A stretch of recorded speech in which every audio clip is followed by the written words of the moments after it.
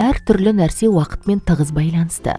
Мысалы, мектепте сабақтың басталуы, теледидардағы сүйікті бағдарламаның басталуы, жұмыс уақытының басталуы, пойыздың жөнелтілуі.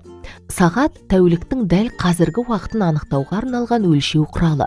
Сағат циферблатында сағат және минут тілдері бар. Қысқа тілдің сағат орналасуы сағат қанша болғанын көрсетеді. Ұзын тілдің минут орналасуы минутты көрсетеді. Минут тілі 60 минут ішінде толық айналым жасайды. Сағат тілі 12 сағат сайын бір айналым жасайды. Сағат тілінің екі айналымы 24 сағатқа тең. 24 сағат бұл бір тәулік. Тәулік уақыттың 4 кезеңінен тұрады. Таң, күндіз, кеш және түн. Әрбір уақыт кезеңі бір-бірінен күннің және сағаттың тілінің орналасуымен ерекшеленеді. Таңғы сағат 7.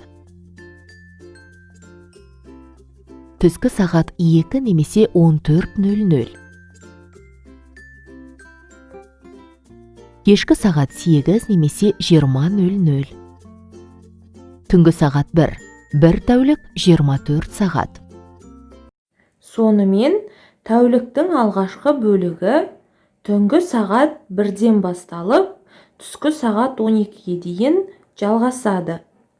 Суреттерге қарап, адамдар бұл уақытта қандай әрекет жасайтынын байқайсың. Түскі уақытты көріп тұрмыз, яғни ол тәуліктің негізгі бөлігі.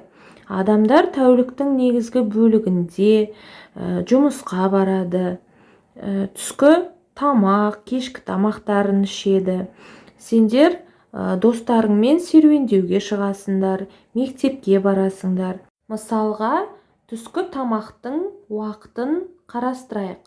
Біз түскі тамақты сағат 1-де ішеміз.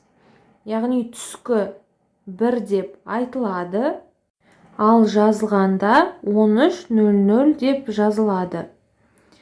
Сағат 2, түскі 2 ол 14:00, кешкі 7 ол 19:00, кешкі 9 ол 21:00.